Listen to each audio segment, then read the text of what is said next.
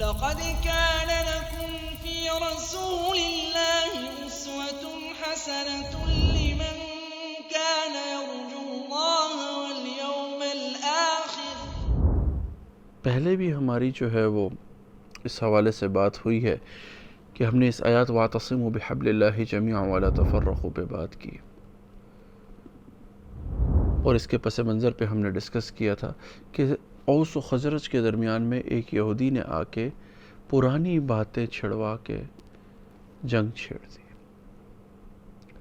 لیکن اللہ کے رسول صلی اللہ علیہ وسلم پر جب حکم نازل ہوا اور ان کے دلوں کو اللہ نے مہر بند نہیں کیا تھا، وہ بھی ہدایت کے لیے کھلے ہوئے تھے اور وہ سیکھ رہے تھے، تو اللہ نے ان کے لیے پھر وہ انعامات کا اعلان بھی کیا، رضی اللہ عنہم ورضوا عنہ لیغیظ بہم الکفار، کہ ان سے بغض بھی کافر رکھتے۔ وہ انعامات پائے ان شخصیات نے، اور اس کی بنیاد کیا بنی کہ اللہ نے حکم دیا وَلْتَكُمْ مِنْكُمْ أُمَّةٌ يَدْعُونَ إِلَى الْخَيْرِ وَيَأْمُرُونَ بِالْمَعْرُوفِ وَيَنْهَوْنَ عَنِ الْمُنْكَرِ۔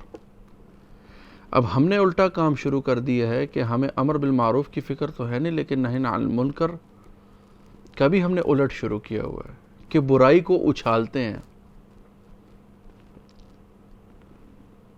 مطلب یہاں پہ بہت سے ایسے لوگ ہیں جن کو میں جانتا ہوں کہ ایسے ایسے کلپس نکال کے ایسی ایسی چیزیں کر کے صرف ذاتی شہرت کی خاطر یا کچھ ذاتی مفاد بھی ہوں گے، واللہ عالم، میں اس میں نہیں کہہ سکتا، وہ اپنی نیت جانے، لیکن ایسی چیزوں کو چھیڑنے جو صدیوں سے بند پڑی، شاید وہ ڈسکس بھی نہ ہوتی ہوں، صرف اس غرض سے چھیڑنا کہ دوبارہ سے ان بری باتوں کی ڈسکشن شروع ہو جائے کہ اصل مقصد سے ہٹ کے ہم اس فکر میں لگ جائیں۔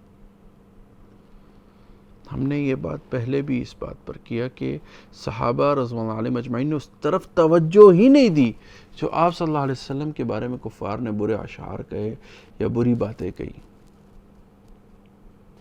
کیونکہ انہوں نے اس چیز کو یاد رکھا جو اس کے لیے ضروری تھی، اسی لیے وہ حافظے کے اچھے تھے۔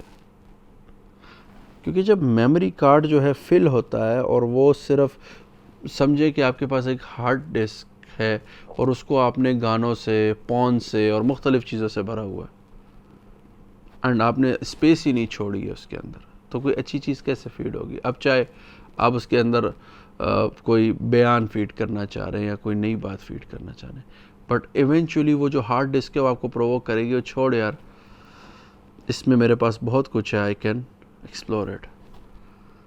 تو اسی طرح یہ دماغ ہے، جب اس کے اندر گند ہی بھرا ہوتا ہے، جب اس کے اندر ہر ٹائم آپ نے بری چیزیں رکھی ہوتی ہے، آپ نے اپنے ایموشنز کو جو ہے، اپنے دل کو ایک غلط طرف، ایک غلط ڈائریکشن میں لگا دیا ہوتا ہے، تو آپ کیا خیر پاتے ہیں؟ کوئی خیر نہیں پا سکتے، اور کوئی اچھی چیز آپ کے دماغ کا حصہ نہیں بنتی، کوئی اچھی چیز کی طرف آپ توجہ نہیں دے سکتے، کیونکہ آپ نے اپنے دماغ کو بزی ہی بری چیزوں میں رکھا ہوا ہے۔ اگر آپ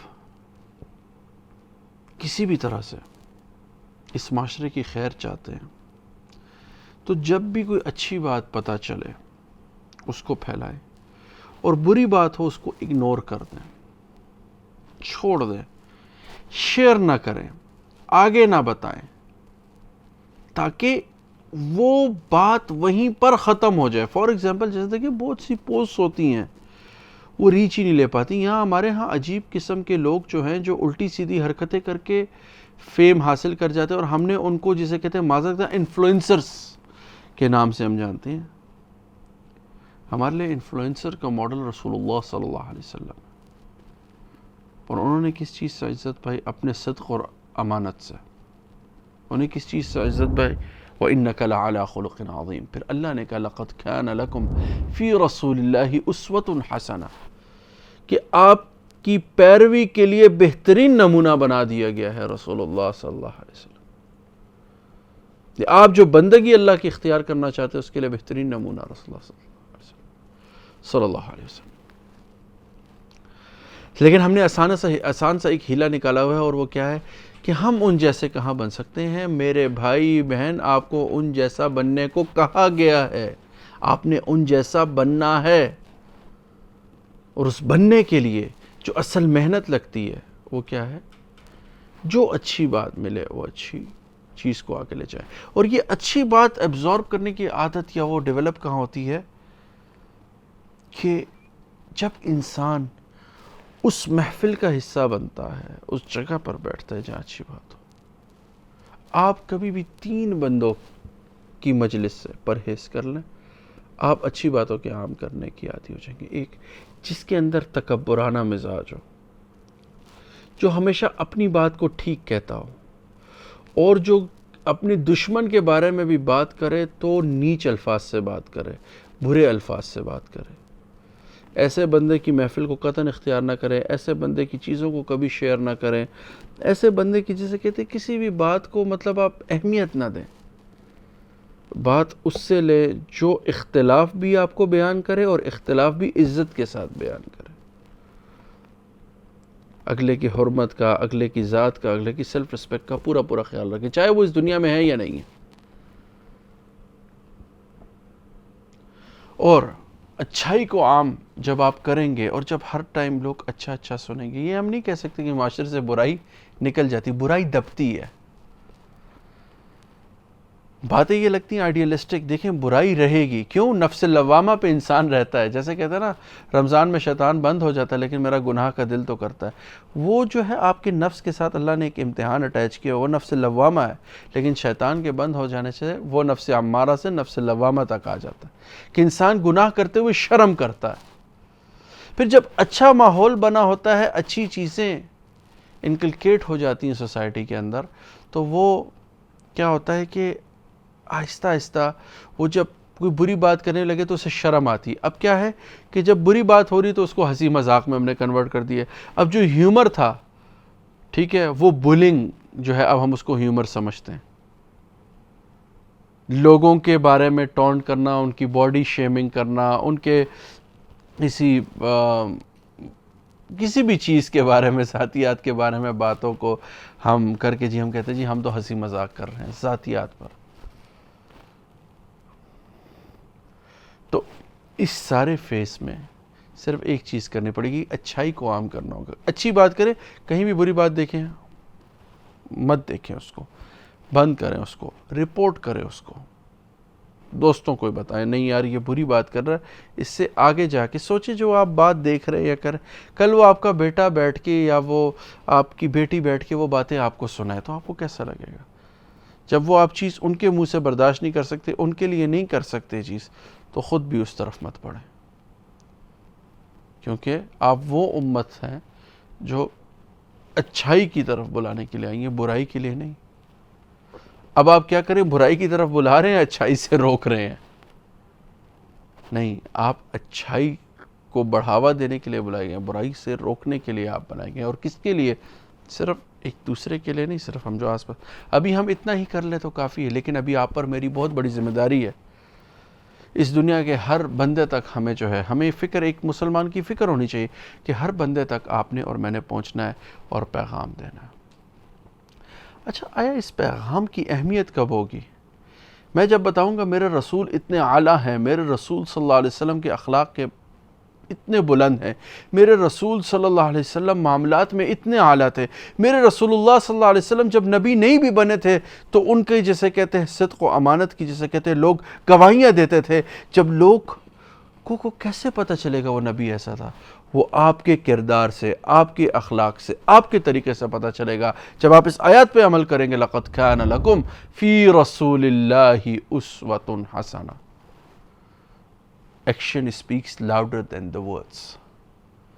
ہمارے وعظ نصیحت بہت زیادہ ہو گئے، بہت اچھے لوگ اس میں نکل آئے. اب تو چھوٹے بچے اسٹیج پہ بڑی باتیں کر رہے ہیں، لیکن امپیکٹ کوئی سوسائٹی پہ نظر نہیں آ رہا. میرے بھائیو، امپیکٹ پہ کام کریں اور اس بات کو سمجھ لیجئے کہ اگر پہلا اور آخری حل ہے تو وہ رسول اللہ صلی اللہ علیہ وسلم کی سیرت ہے. لیکن یاد رکھیے، کسی بھی چیز کو، اچھی چیز کو پریکٹس کرنے کے لیے، سوسائٹی کے اندر کسی بھی چیز کو انکلکیٹ کرانے کے لیے، اس سے پہلے ایک بیہیویئر چاہیے ہوتا ہے. باقاعدہ قرآن سمجھنے کے لیے بھی میں بہت عرصہ بیٹھا رہا کہ قرآن کو کی جو علم و حکمت ہے اس کو حاصل کرنے کے لیے اہم چیز کیا ہے؟ تو مجھے قرآن نے اس کا جواب دیا، هو الذی بعث فی الامین رسولا منہم یتلو علیہم آیاتہ ویزکیہم ویعلمہم الکتاب والحکمہ، کہ ان امیوں میں ہم نے ایک رسول بھیجا جو ان کو آیتیں پڑھ کر سناتے، تلاوت کرتے، وہ پیغام پہنچاتے، پھر جب وہ پیغام ان کے تک پہنچ جاتا ہے ویزکیہم، پاک کرتے ہیں۔ کیا عرب والے نہاتے دھوتے نہیں ہوں گے؟ نہیں، بالکل وہ کوئی جسے کہتے ہیں صحرا بیابانوں میں ایسے لوگ نہیں تھے کہ جن کا لائف سٹائل نہیں تھا، ایسا لائف سٹائل تھا، ایسے مالدار تھے کہ ولید بن مغیرہ کے بارے میں آتا ہے جو حضرت خالد بن ولید کے والد ہیں، کہ اگر اس کا ایک اونٹ مکہ کے دروازے پہ کھڑا ہو تو آخری اونٹ طائف میں ہوگا، اتنے مالدار تھے، روزانہ ایک اونٹ ذبح کر کے لوگوں کو دعوت میں کھلاتے تھے۔